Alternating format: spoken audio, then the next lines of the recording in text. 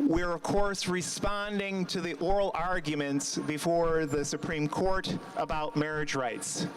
But I think it's important to note that what's happening in the court today, what is happening in the next few months, is about much more than just marriage rights for same-sex couples, as important as that is. It's really about whether or not LGBT people will finally become citizens in this country, because citizenship is defined as having legal equality with your peers. And as long as we are not legal equals with non-LGBT people, we are not citizens in this country. And I might say that one of the things that I took away from listening to the oral arguments today, to the extent that I was able to listen to them at work, was the danger of complacency on the part of not just LGBT people, but our allies as well. We have not won this thing yet. In fact, according to some legal observers, we may be losing this one 5-4, given the tenor of the questions before the court. And more worryingly than that, we have to remember that this is the same backwards Supreme Court which gave us Citizens United. This is the same court which gave us Hobby Lobby, which eviscerated potentially women's right to choose and to have access to contraceptives. This is the same court that eviscerated voting rights for African Americans in many states around the country. So we in the LGBT community cannot be complacent. And we cannot be complacent for other reasons, because a generation before us, African Americans won formal legal equality, and yet we still have the killings by police officers, such as in Baltimore, such as in Ferguson, such as right here in Chicago. So we as an LGBT community have not won our legal equality yet, and yet there's so many other things beyond legal equality that we still have to win, as the struggles of black people fighting for their rights in the streets of Baltimore today and in previous days have so clearly shown. Black lives matter, LGBT lives matter, women's lives matter, Latinos' lives matter, we all matter. But they will not matter until we demand them in the streets of our cities. Yes. The voices of African Americans saying, no more of ours to be killed by racist police officers. Those voices have thus far gone unheard. And so I, for one, am going to be going down to 35th in Michigan after this rally here today. And I encourage everyone who's hearing my voice to do the same as well, because there's going to be a very important rally and march in solidarity with the people of Baltimore struggling against racism. We in the gay community have taken our rights only approach for way too long, and it's hurt us. It's hurt us in California when we didn't get the solidarity we thought we could expect. And I lay that right at the doorstep, frankly, of so many white people in our LGBT community, because until we start treating everyone's lives, everyone's rights as important, we have no right to expect other people to respect our lives and our rights as well. And finally, just one last message to the LGBT community. We are a rainbow community. The vast majority of people in the LGBT community share multiple oppressions, multiple disadvantages, thanks to the thoroughly racist, thoroughly sexist, thoroughly homophobic, and transphobic society we live in. Until we stand in solidarity with all our brothers and sisters, regardless of their backgrounds, when they're facing hate and oppression, we are not deserving of the support and civil rights that we think are our due as people who grew up in this country and people who moved to this country. So, with that, I'd like to introduce a very important voice for freedom, especially on these days when we're struggling against racism in Baltimore and here in Chicago, Kim Hunt, Executive Director of Affinity Community Services. Thank you, Andy. So this morning, I was scheduled to call in to WVON Radio, a black radio station here in Chicago. And I was supposed to talk about the cases before the Supreme Court this morning, but they didn't have time for that because there were so many calls about what was happening in Baltimore. And while I don't agree with looting and the destruction of community by anyone, I understand the frustration. As I waited to see if I was going to make it on the air, I felt like my worlds were colliding. On the one hand, there was the continuing story about policing in black communities. And on the other hand, there was this relatively recent story about the fight for rights for LGBTQ people. But these are not separate fights. The Stonewall riots occurred because people were fed up with the way they were being treated by the police. And it's not over. Transgender and gender nonconforming people regularly report harassment and abuse by police. And given LGBTQ peoples and black and brown youth's similar experiences with hyper-policing, it is incumbent on queer and trans people to stand in solidarity with urban youth who are fed up. Again, I'm not condoning violence and destruction. I'm saying, damn, how much are people supposed to take? I hope this is the last time we have to have a rally to assert the rights of lesbians and gays to marry. This is a no-brainer. All people should be able to celebrate their love for one another, take care of each other, their children, pass on the fruits of their labor, share their benefits, make decisions about their partners in their last days and beyond. We are poised, perhaps, to see marriage for same-sex couples become law in all 50 states in our lifetimes. That's beautiful, but it also scares me.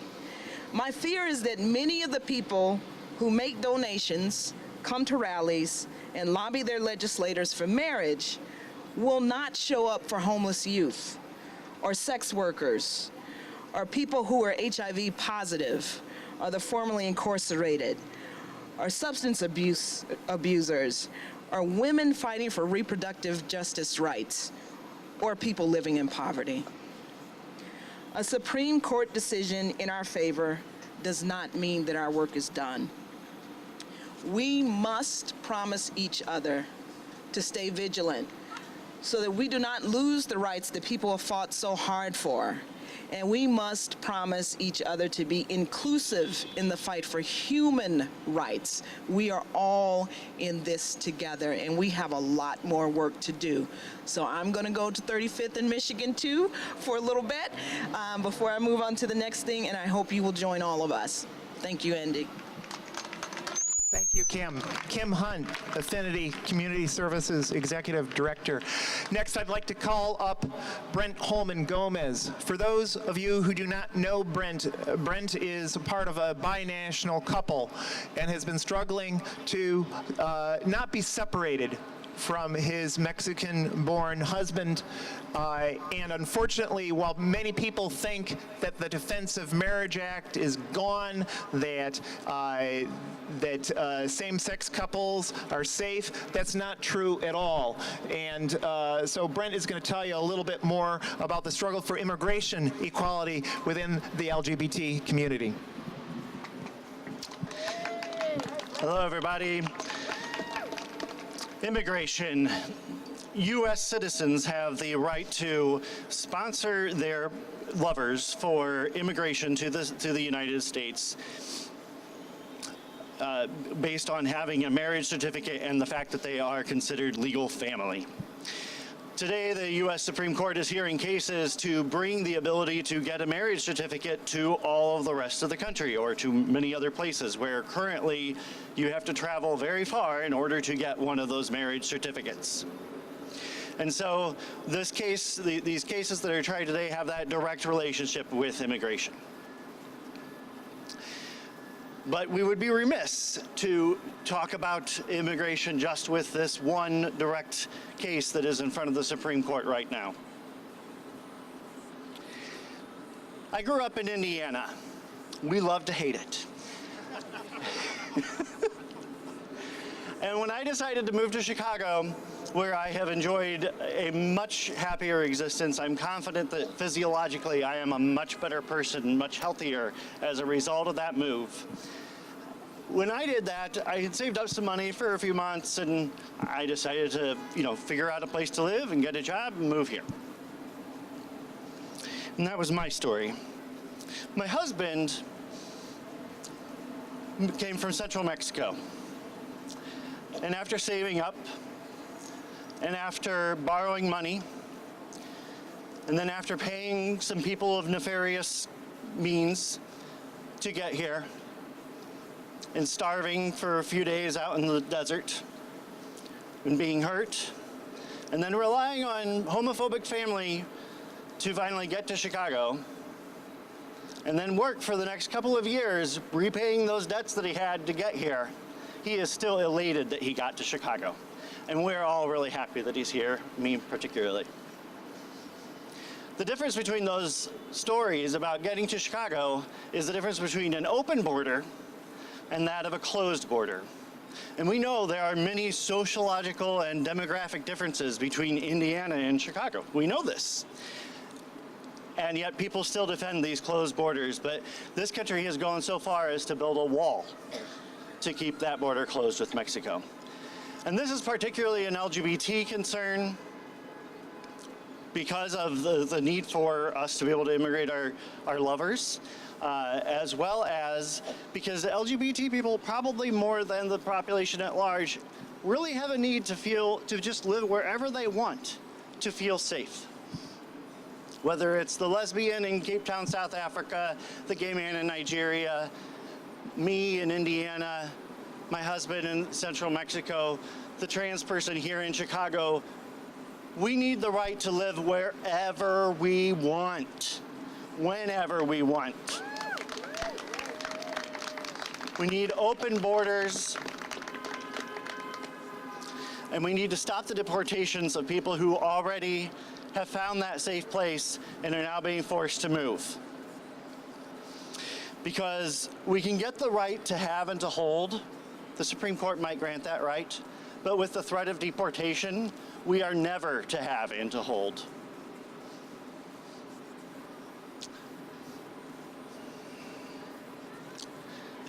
Even with the marriage certificate that I possess, my husband is still under deportation orders. Our immigration system is that screwed up.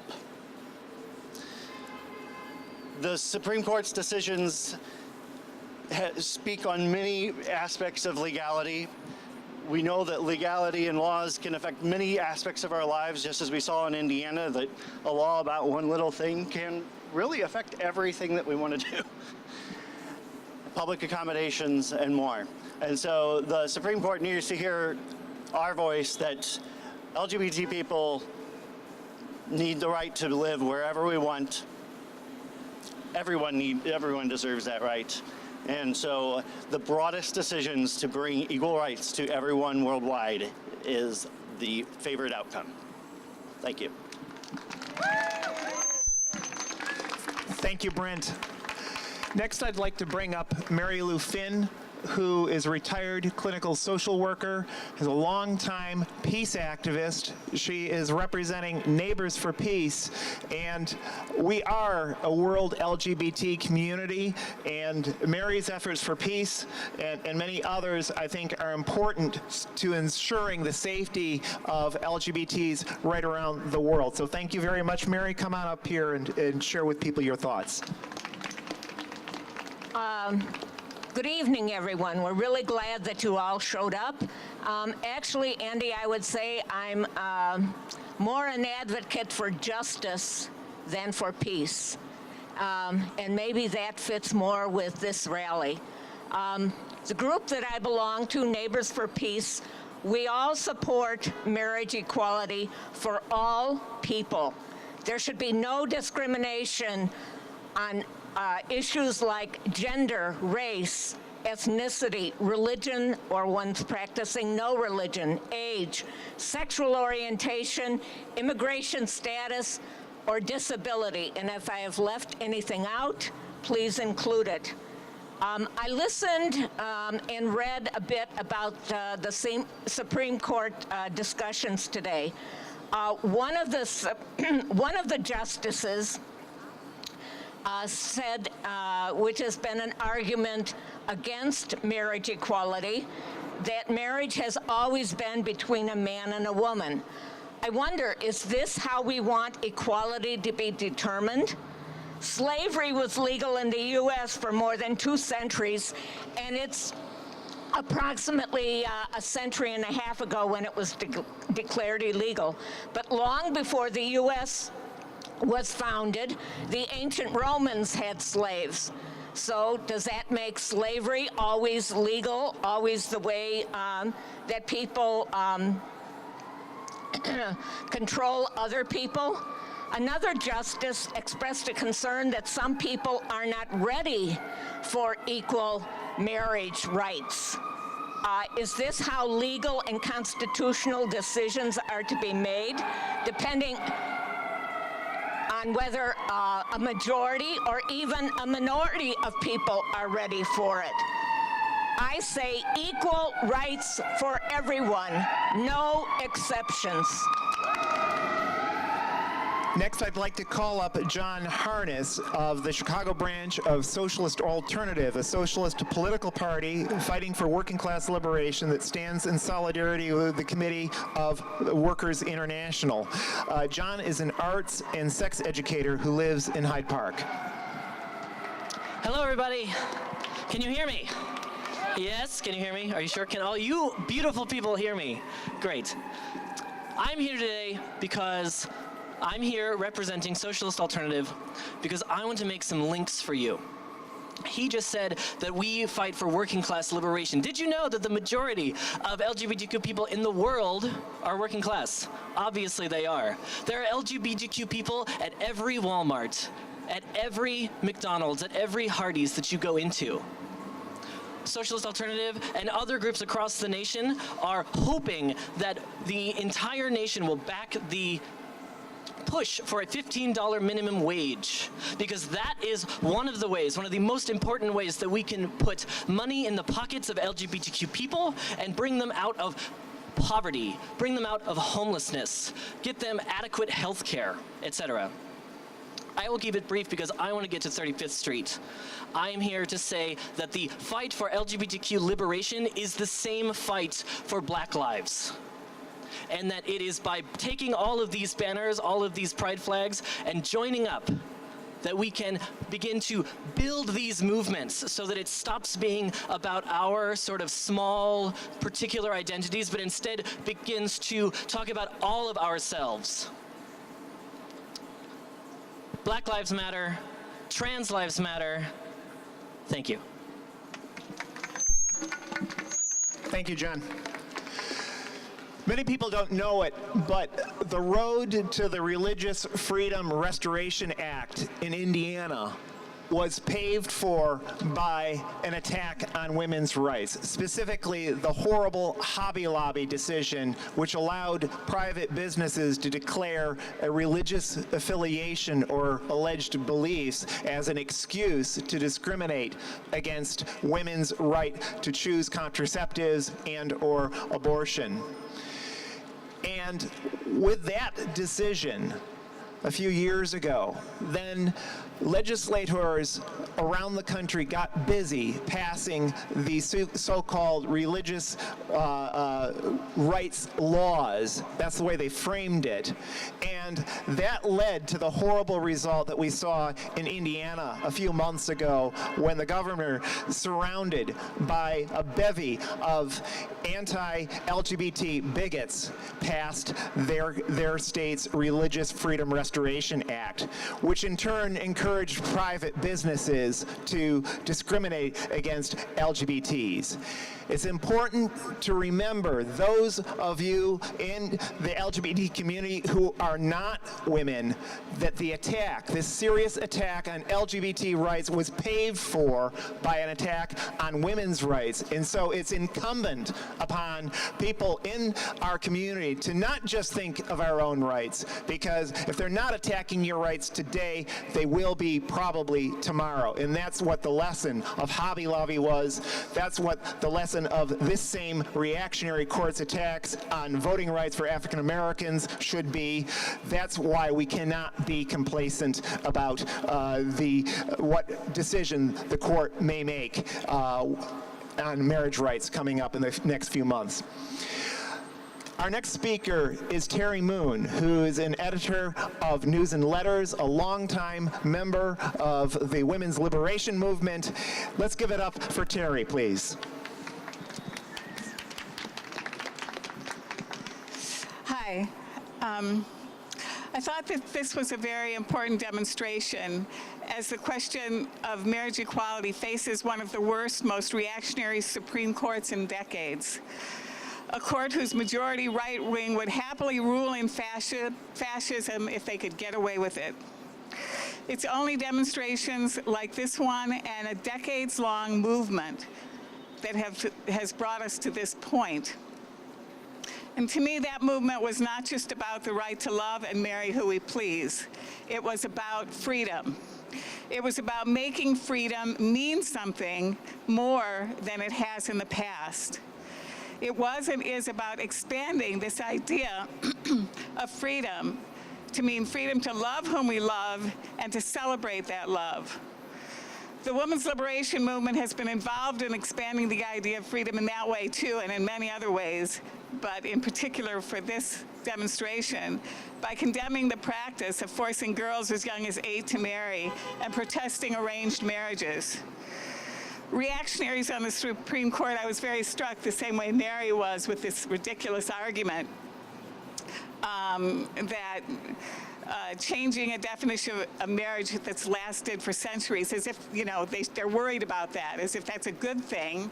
And, you know, marriage was just a property relationship. I mean, that's how it began, so people could make sure that their property was passed down. And so the fact, if you're going to look at history, you better start with that. So does that mean that it shouldn't be challenged and changed? Of course not. With that kind of thinking, nothing would ever change. The fact that an idea has lasted for centuries can also mean that it belongs in the dustbin of history. This is a court that is certainly not afraid to change other old ideas and customs. All through the history of commerce up to today, no one confused a corporation with a human being, but our reactionary Supreme Court justices were thrilled to do just that. It is precisely at the time when acceptance of LGBTQ people and same-sex marriages has skyrocketed that a practically fascist backlog has broken out against us. It shows that even a favorable Supreme Court decision isn't the end. This whole rotten society needs to be uprooted, root and branch. That is because, for one reason, the idea of freedom is never complete. It's never finished, developing and growing ever richer, and it grows ever richer because people are fighting for their freedom. We're out here today to keep the process going. Thank you. Thank you, Terry. We have 2 more speakers, and then we can do questions if you want, or what have you, or just one-on-ones.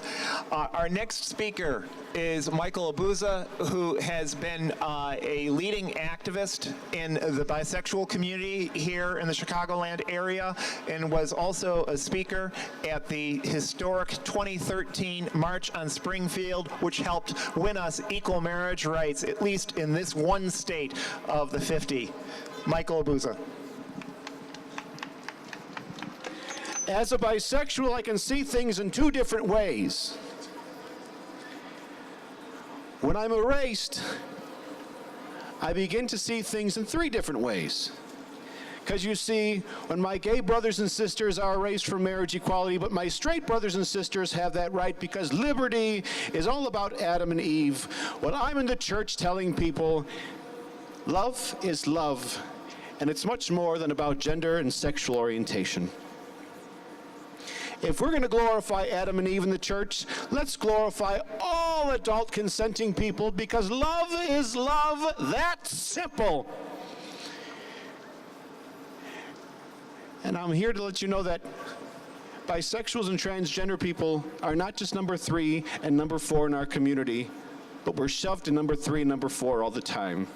If we're truly a marriage of an LGBT community, let us not forget the number 3 and number 4, because after all, the Stonewall riots were brought to you by the transgender people, and the Pride Parade was organized by Brenda Howard, Mother of Pride, a bisexual feminist. So number 3 and number 4 are truly important as number 1 and number 2. Love is love, and that's for everybody. That simple.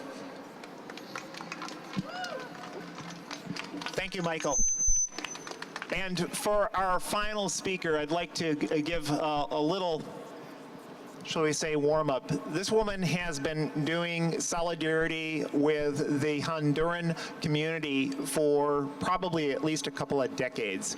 And when the coup in Honduras, supported by the Obama administration, occurred, supported by Hillary Clinton in her post as Secretary of State occurred, she and her fellow organizers continued that important solidarity work in much more difficult circumstances, especially as literally at least 150 LGBTs were murdered in the wake of that coup, along with many campesinos, human rights workers, unionists, and so many others. It was with great pleasure that I bring up to you to share her thoughts Vicky Cervantes. Vicky is representing today the Justice for Ayotzinapa Committee, which is the group that is in solidarity with the 44 Mexican students who were disappeared several months ago. Thank you. Thank you, Andy. In Honduras, in Mexico, and many other places in the world, the LGBT, the LGBTQ, the LGBTI, which are all the expressions used by brothers and sisters around the world, are in danger every day. But in the U.S., they're in danger every day also. And a lot of it we see in Honduras and in Mexico is a direct result of U.S. policy, militarization, and activities in those countries that endanger all of our brothers and sisters.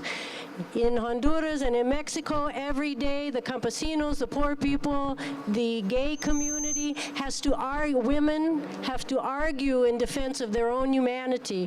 But what we also see, it's the same thing here in the United States. We're all facing the same thing where we have to get out every day and argue in the courts, argue in the streets, argue with the government, argue in the media that we are all human beings and that we all have a right to live as human beings.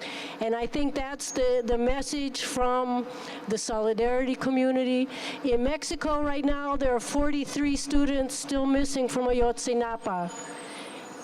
They were taken alive. We want them back alive. In the United States, how many people have died as a result of police brutality? How many women have gone missing in femicides that aren't even discussed? How many indigenous women are missing in Canada and in the northwest of the United States?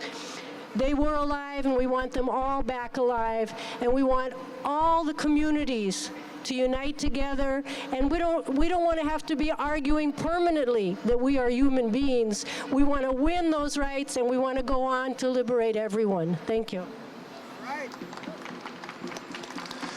Thank you, Vicki.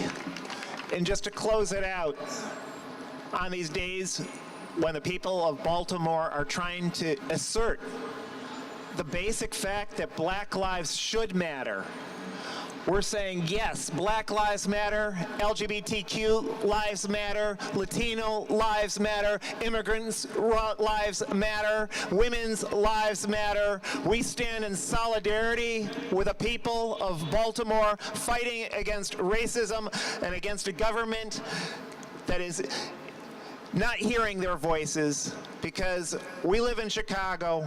We know that racist police brutality, attacks on trans people, and others are common in our city as well. And so this is a message of solidarity that we extend on this day when we hope that this court, for all its numerous shortcomings, might actually bring us a step closer to LGBTQ freedom with its ruling come this June. Thank you very much.